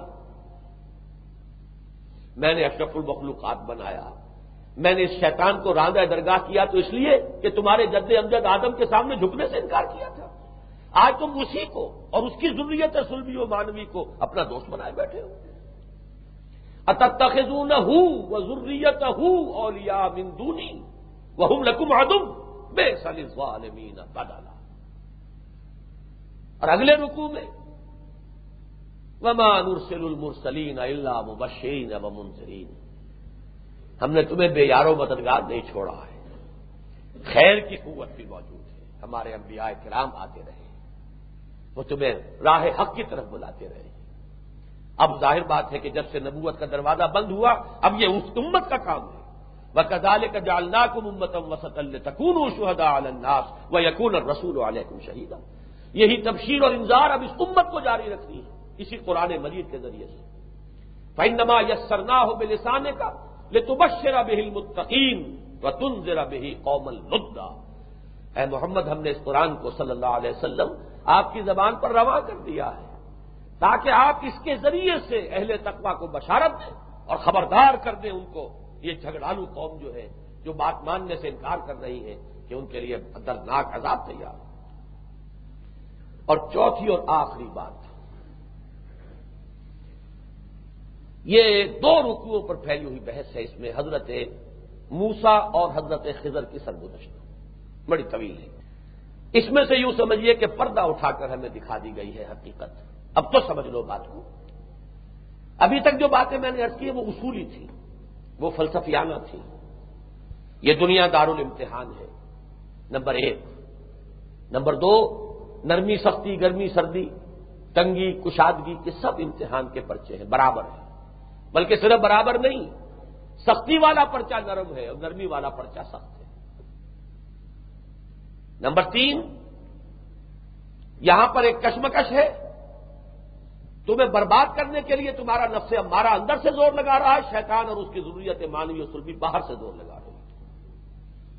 لیکن اللہ نے تمہیں اس کشمکش خیر و شر میں تنہا نہیں جھونک دیا، تمہارے اپنے اندر بھی تمہاری اپنی روح میں سے پھونک دیا ہے، جو تمہیں خیر کی طرف، بلندی کی طرف بلانے والی ہے۔ اور خارج میں نبوت اور رسالت کا سلسلہ، اپنی کتابوں کا اور وحی کا وہ نور جو ہے وہ نازل کر دیا۔ چوتھی اور آخری بات یہ ہے کہ جو بھی حوادث دنیاوی ہیں، جو واقعات ہیں، ان کا ایک ظاہر ہے، ایک باطن ہے۔ تم ظاہر سے دھوکہ کھا جاتے ہو، ہمیشہ باطن پر نگاہ رکھو۔ اس کو 3 واقعات کے حوالے سے واضح کیا ہے تاکہ ڈاؤن آن دی گراؤنڈ جو لوگ فلسفیانہ بحث جو ہے ابھی ان کے ذہن میں پوری طرح نہیں اتر پاتی، ان کی وہ سطح نہیں ہے، تو قرآن تو سب کے لیے ہدایت ہے۔ ان واقعات سے سمجھ لو گے۔ حضرت موسیٰ کو اللہ تعالیٰ نے بھیجا ہے اپنے کسی بندے کے پاس۔ یہ تفسیری مسائل ہے، میں اس وقت تفسیر نہیں کر رہا، درس نہیں دے رہا کہ میں بتاؤں یہ حضرت خضر کون تھے کون نہیں تھے، کیا رائے ہیں، بس بھیجا ہے اللہ تعالیٰ نے اپنے ایک بندے کے پاس، جسے اللہ نے خاص اپنے پاس سے ایک علم عطا فرمایا تھا۔ اور یوں سمجھیے کہ قضاء و قدر کے فیصلے جو ہیں ان کی تنفیذ میں، وہ بھی اللہ کے احکام کی تنفیذ میں، یوں سمجھیے کہ اس کی سول سروس کا کوئی عہدیدار ہے۔ حضرت موسیٰ کو بھیجا، جاؤ ہمارے بندے کے پاس کچھ دیر رہو، کچھ حقائق کی تعلیم حاصل کرو۔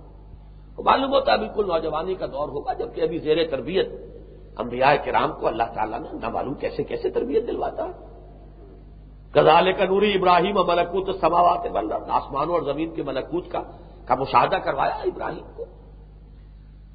تو وہ زیر تربیت ہیں ابھی کہیں، تو ایک جو ہے ان کی تربیت کا ایک لیسن انہیں کسی ایک کے پاس بھیجا ہے کہ جا کے ذرا حاصل کرو، کچھ دیر ان کے پاس رہو۔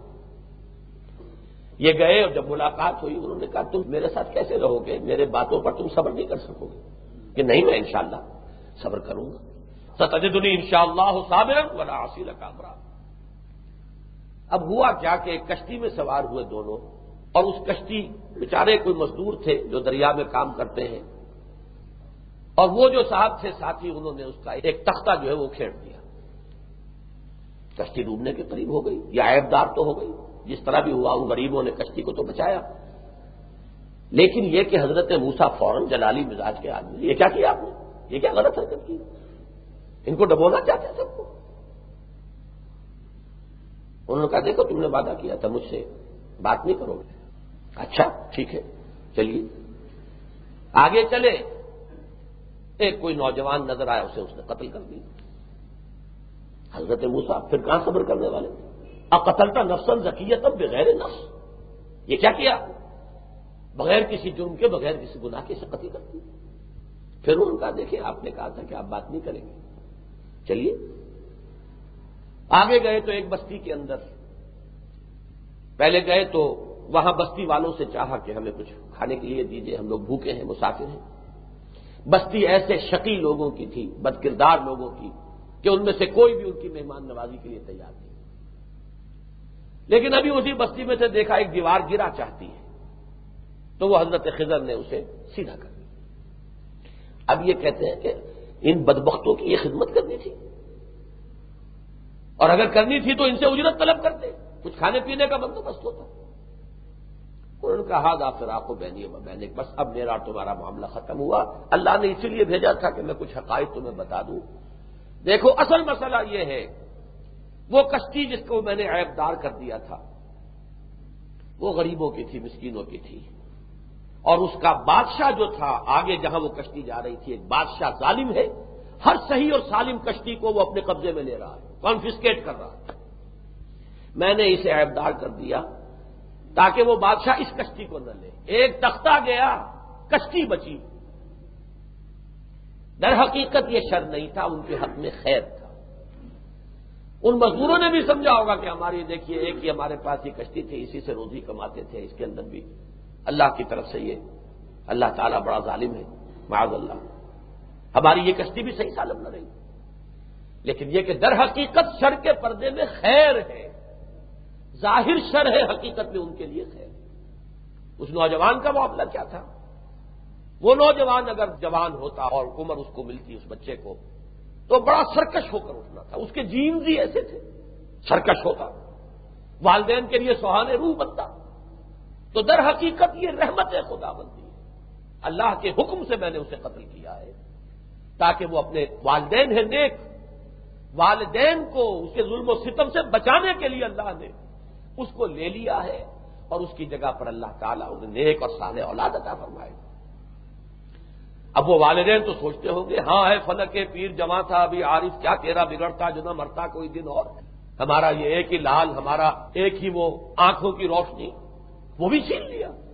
انہیں کیا پتا کہ اس میں ان کے لیے اللہ کی طرف سے خیر ہے، یہ بیٹا ان کے لیے شر بنتا خیر نہ بنتا۔ اور تیسری بات فرمائی، وہ جو دیوار والا معاملہ ہے، یہ دیوار ملکیت ہے دو یتیم بچوں کی، ان کا والد بہت نیک تھا، کہیں ایسی حالت میں انتقال ہوا ہے کہ اب بچوں کے سر پہ کوئی نہیں ہے، کچھ دولت بھی تھی اور بستی ناہنجاروں کی ہے، تو کچھ دولت اس نے اس دیوار کے اندر جو ہے گاڑ دی ہے، اس کی جڑ کے اندر۔ اگر یہ دیوار گر جاتی وہ اس کا خزینہ جو ہے وہ نکل آتا باہر، اور انہی ظالموں نے اس کو لوٹ لینا تھا۔ تو میں نے در حقیقت اس کو سیدھا کیا ہے، لِيَبْلُغَا أَشُدَّهُمَا وَيَسْتَخْرِجَا كَنزَهُمَا رَحْمَةً مِّن رَّبِّكَ، کہ یہ بڑے ہو جائیں، اپنی جوانی کو پہنچے اور اپنا جو خزانہ ہے جو اس کے نیک والد نے ان کے لیے چھوڑا ہے وہ اس کو حاصل کریں۔ تو معلوم یہ ہوا کہ اس کائنات کا، اس دنیا کا ایک ظاہر ہے، ایک اس کا باطن ہے۔ اللہ نامعلوم کہاں کہاں سے تمہاری ضرورتیں پوری کرتا ہے، تمہیں پتہ بھی نہیں ہوتا۔ وہ کسی کو بھیج کر دیوار درست کرا دیتا ہے بغیر اس کے کہ کوئی مزدوری اس کو دی جا رہی ہے، کسی بظاہر کسی شر کو کہ جو اس کے لیے فوری طور پر شر ہے، در حقیقت اسی کے پردے میں خیر آ رہی ہوتی ہے۔ سیاہیوں سے حزین نہ ہونا، غموں سے اندوہگی نہ ہونا، انہی کے پردے میں زندگی کی نئی سحر جگمگا رہی ہے۔ یہی بات آئی تھی سورہ بنی اسرائیل میں، وَيَدْعُ الْإِنسَانُ بِالشَّرِّ دُعَاءَهُ بِالْخَيْرِ وَكَانَ الْإِنسَانُ عَجُولًا۔ انسان کا معاملہ یہ ہے کہ وہ بسا اوقات بظاہر تو اپنے لیے خیر مانگ رہا ہوتا، حقیقت میں شر مانگ رہا ہوتا، اسے پتہ نہیں جو چیز میں مانگ رہا ہوں وہ میرے لیے خیر نہیں شر ہے۔ لہذا راضی برضائے رب رہو، جو بات آئے اللہ کی طرف سے ہے، اس پر شکوہ اور شکایت نہ ہو۔ تمہیں کچھ پتا نہیں کہ شر کے پردے میں خیر آ رہا ہو، جسے تم خیر سمجھ رہے ہو وہ شر ہو۔ ہر حال میں راضی برضائے رب اور اللہ اور اس کے رسول کے احکام کے اوپر کاربند رہنا، اس کو جان لو، اور ظاہری چیزوں سے زیادہ متاثر نہ ہوا۔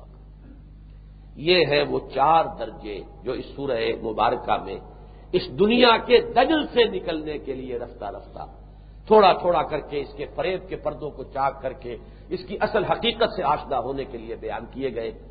اب آخری بات یہ ہے کہ ہمارے لیے یہ ایک ہارٹ سرچنگ اور سول سرچنگ کا موقع ہے، ایک لمحہ فکریہ ہے، ہمیں چاہیے کہ ہم دیکھیں ہماری کیفیت کیا ہے۔ آیا اس دنیا ہی کے طالب بن کر رہ گئے ہیں؟ کہیں ہم خدا نہ خواستہ اس آیا مبارکہ کی عملی تفسیر تو نہیں ہے، الذین ضل سعیہم فی الحیات الدنیا وہم یحسبون انہم یحسنون صنعا، ہم کہیں اس دنیا ہی کے چھل فریب کا شکار تو نہیں ہو گئے؟ اگر ایسا ہے کہ اصل مطلوب آخرت، نصب العین اللہ کی رضا، یدعون ربہم بالغداۃ والعشی یریدون وجہہ، نصب العین اللہ کی رضا اور آخرت کو اپنی منزل سمجھ کر، اور دنیا کے اندر جو بھی اللہ کے احکام ہیں اور اللہ کے جو فرائض ہیں ادا کرتا، ان کو ادا کرنے کے لیے آدمی اپنی زندگی لگا دے، کھپا دے. جو حالات ادھر سے ادھر دائیں بائیں سے جو بھی مختلف حالات ہیں ان سے ہراساں نہ ہو، نہ کہیں کسی لالچ میں مبتلا ہو، تب تو بات ہے صحیح اور درست. ورنہ یہ ہے کہ قدم قدم پر یہاں ٹریپس ہیں، قدم قدم پر دھوکے ہیں، قدم قدم پر فریب ہیں.